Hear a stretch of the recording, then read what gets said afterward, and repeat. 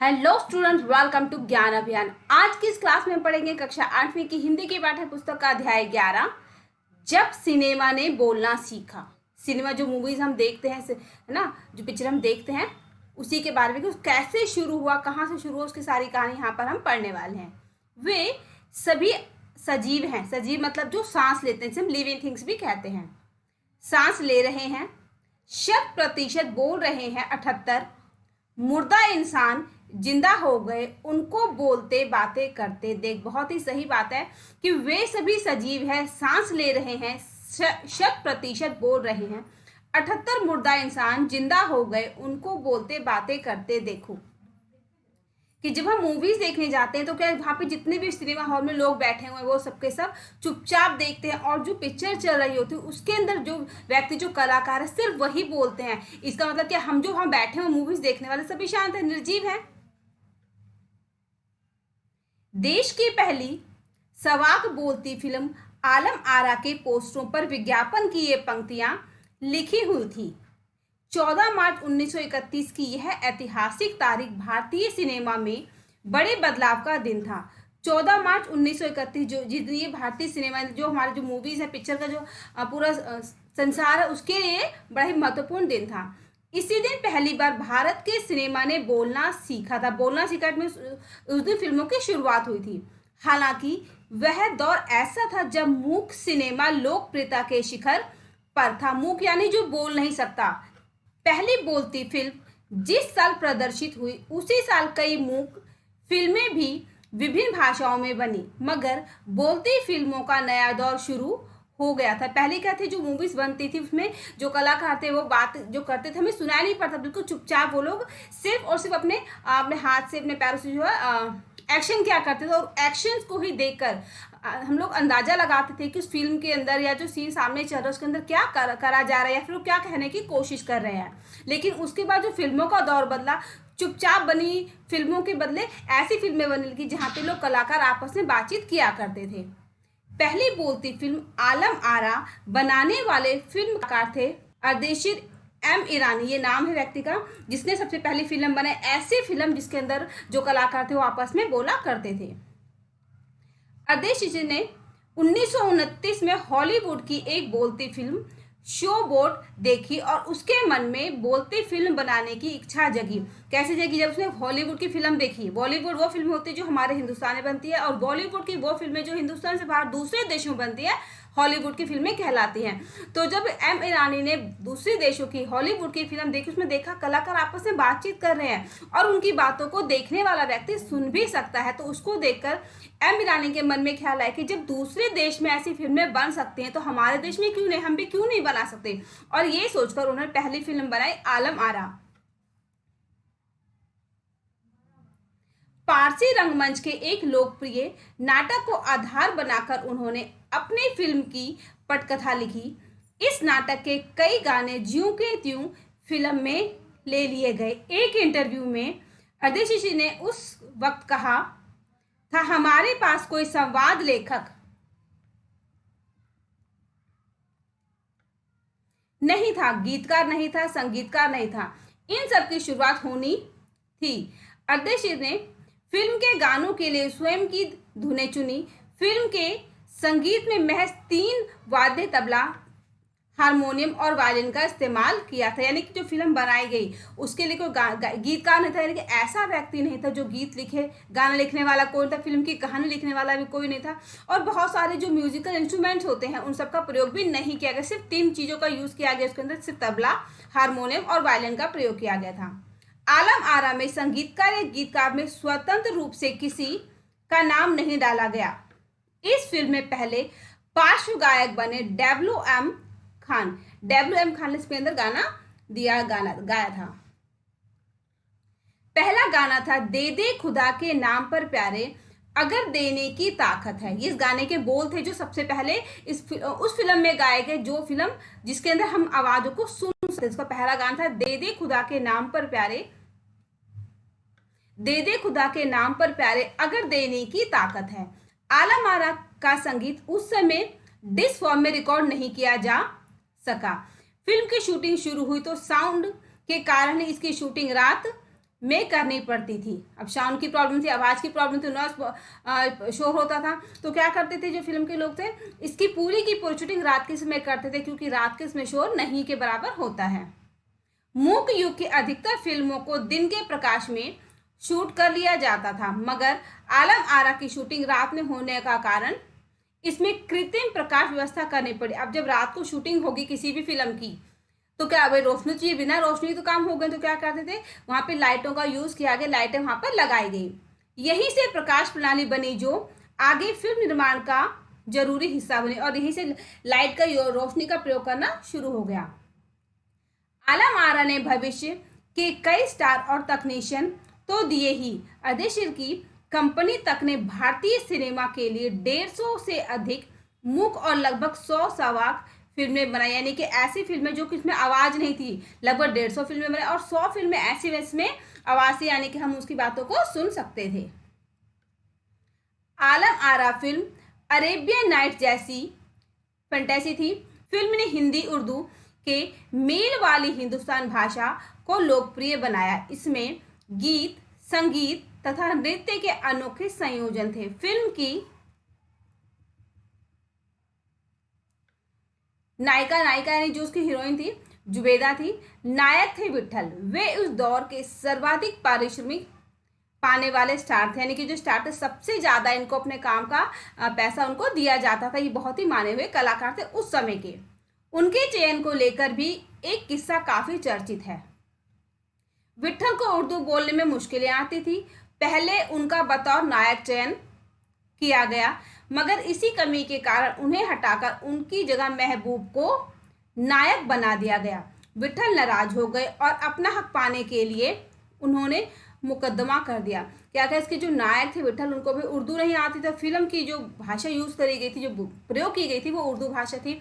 तो जब विट्ठल को यानी कि उसके हीरो को उर्दू आती ही नहीं थी, तो कैसे उसके अंदर वार्तालाप करता, कैसे फिल्म में अपने डायलॉग्स देता, और इसी कारण उसको जो हटा के वहां पे दूसरे महबूब को ले लिया गया। लेकिन जो विट्ठल जिसको फिल्म मिल चुकी थी, उसे लगा कि तो मेरा अपमान है, और उसने इसके लिए मुकदमा भी कोर्ट में दायर कर दिया।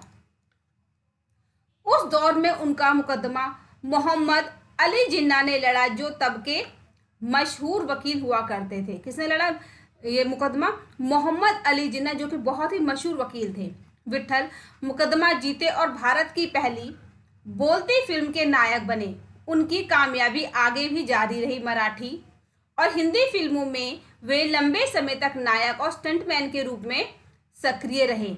इसके अलावा आलम आरा में सोहराब मोदी, पृथ्वीराज कपूर, याकूब और जगदीश सेठी जैसे अभिनेता भी मौजूद रहे। आगे चलकर जो फिल्म उद्योग के प्रमुख स्तंभ बने, यानी कि इसके अंदर बहुत सारे लोगों ने काम किया, जैसे पृथ्वीराज कपूर है, सोहराब मोदी है, इन सभी ने इसके अंदर काम भी किया। यह फिल्म 14 मार्च 1931 को मुंबई के मैजेस्टिक सिनेमा में प्रदर्शित हुई। ये सिनेमा हॉल का नाम है। 8 सप्ताह फिल्म 8 सप्ताह तक हाउसफुल चली और भीड़ इतनी उमड़ती थी कि पुलिस के लिए नियंत्रण कर पाना मुश्किल हो जाया करता था। क्यों? क्योंकि ये पहली फिल्म थी जिसके अंदर डायलॉग जो बातें थी वो सुनाई पड़ती थी, हम देख सकते थे, सुन सकते थे। तो सभी लोग जब तक अब तक ऐसी फिल्में देखते जिसमें आवाज नहीं थी, सिर्फ और सिर्फ वो क्या अपने अपने हाथों के एक्सप्रेशन से मूवी को बनाई जाती, लोग ऐसे चुपचाप देखते थे जिससे गूंगे लोग बात करते हैं बिना आवाज के। तो ये पहली फिल्म ऐसी भी इसमें आवाज थी। बड़े लोग को उत्सुकता थी देखने की, भाई कैसे लोग बोल रहे, कैसे उनको सुन सकते हैं, कैसी फिल्म है ये। तो फिल्म को देखने के लिए लोगों की भीड़ हो गई, और इतनी ज्यादा भीड़ कि पुलिस भी लोगों की भीड़ को रोकने में बहुत ही मुश्किल का सामना करती थी। समीक्षकों ने इसे भड़कीली फैंटेसी फिल्म करार दिया था, मगर दर्शकों के लिए यह फिल्म एक अनोखा अनुभव थी। यह फिल्म 10,000 फुट लंबी थी और इसे 4 महीनों की कड़ी मेहनत से तैयार किया गया था। 4 महीने लगातार मेहनत करा, और फिर इतनी लंबी 10,000 फुट लंबी फिल्म बहुत ही अच्छी थी, जिसको लोग देखने के लिए तत्पर रहते थे। सवाक फिल्मों के लिए पौराणिक कथाओं, पारसी रंगमंच के नाटकों, अरबी प्रेम कथाओं को विषय के रूप में चुना गया। इसके अलावा कई सामाजिक विषयों वाली फिल्में भी बनी। ऐसी ही एक फिल्म थी खुदा की शान, जो फिल्में बनाई ऐसा नहीं कुछ भी कहानी लिखी और बन गई, नहीं। जो पुरानी हमारे इतिहास से जुड़ी कहानियाँ, पुरानी कहानियाँ हैं या फिर पारसी की कहानियाँ हैं या फिर प्रेम कथाएं हैं, उन्हीं कहानियों को फिल्म की कहानी के रूप में प्रयोग किया गया। इसमें किरदार महात्मा गांधी जैसा था। किसमें? खुदा की शान जो पिक्चर थी, जो कि सामाजिक जीवन के ऊपर बनी हुई थी, समाज से जुड़ी हुई थी, उसमें किसका किरदार था? महात्मा गांधी जैसा ही किरदार था। इसके कारण सवाक सिनेमा को ब्रिटिश प्रशासकों की तीखी नजर का सामना करना पड़ा।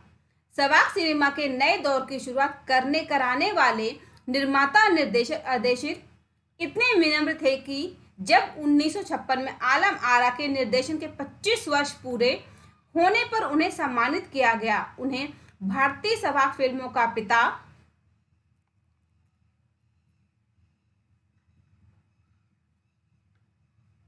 कहा गया, तो उन्होंने उस मौके पर कहा था, मुझे इतना बड़ा खिताब देने की जरूरत नहीं, मैंने तो देश के लिए अपने हिस्से का जरूरी योगदान दिया है। ये कितनी अच्छी बात है कि एक ऐसा व्यक्ति जिसने हिंदुस्तान में सबसे पहले एक ऐसे फिल्म बनाई जिसमें आवाज थी, जिसे लोग सुन सकते थे, और जब 25 साल पूरे होने के बाद सम्मानित किया गया, और ऐसी फिल्मों का पिता, ऐसी फिल्मों का जनक कहा गया, जिसने फिल्मों को आवाज दी, जिसने कलाकारों को आवाज दी ताकि वे अपने मन की बातें दूसरों को समझा सके। और जब एम ईरानी को इस बात के लिए कि बोलती फिल्मों का पिता यानी उनका जनक कहा गया, उस व्यक्ति ने क्या कहा, मुझे इतना बड़ा खिताब, इतना बड़ा सम्मान देने की जरूरत नहीं है, क्योंकि मैंने सिर्फ और सिर्फ अपने देश के लिए अपने कर्तव्य को निभाया। जो मेरा कर्तव्य था अपने देश के प्रति, मैंने उसी को पूरा किया है।